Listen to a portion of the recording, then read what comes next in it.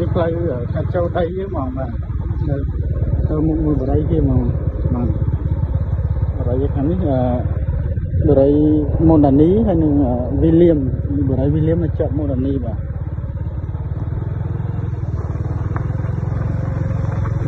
ហើយអត់ស្វែងបងប្អូននេះដីយើងផ្លូវចូលទៅដីយើងគឺ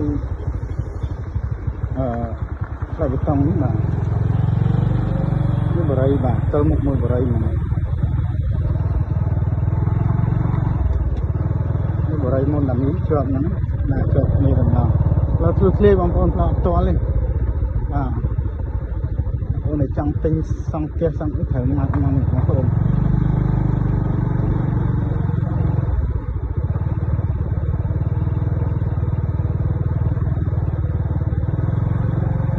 ផ្លូវដែលយើងកាច់ចូលកាច់ច្រកណាក៏បានដែរបងប្អូនបាទមកពីខាងកើតហ្នឹងក៏បានដែរ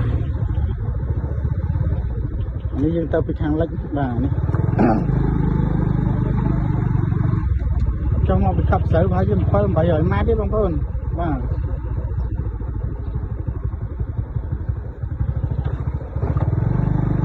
នេះយើងនៅដីយើងនៅជាប់ផ្លូវស្មមមិននេះហ្មងបងប្អូនជាប់មួយដីឃ្លាំងគេនេះបាទជាប់មួយដីឃ្លាំងគេនេះផ្លូវជិះឡានបានមកបងប្អូនជិះឡានគ្នាបានបាទនេះដីយើងនេះបងប្អូនបាំងគេ1ឡូពីឃ្លាំងមកគឺពីដីឃ្លាំងនេះមកបាទបាំងគេ1ឡូនេះយើងដក5ម៉ែត្រមកដីយើងនេះតែម្ដងបាទដីនេះតែម្ដងហើយកតុយវាទៅជាមួយព្រំរបស់គេខាងនោះហើយព្រំរបស់គេនេះជាប់ជាមួយបេតុងអញ្ចឹងមានថាផ្លូវរបស់យើងគឺខាត់ខ្វាត់ខ្វែងបងប្អូនបាទទិញទុកចំណេញក៏បានទិញសង់ផ្ទះនៅក៏បាននៅប្រជាជនអ៊ូអរមែនតើបាទផ្ទះអ្នកធំអ្នកតូចនៅជុំវិញនេះច្រើនមែនតើនេះបរិយបងប្អូន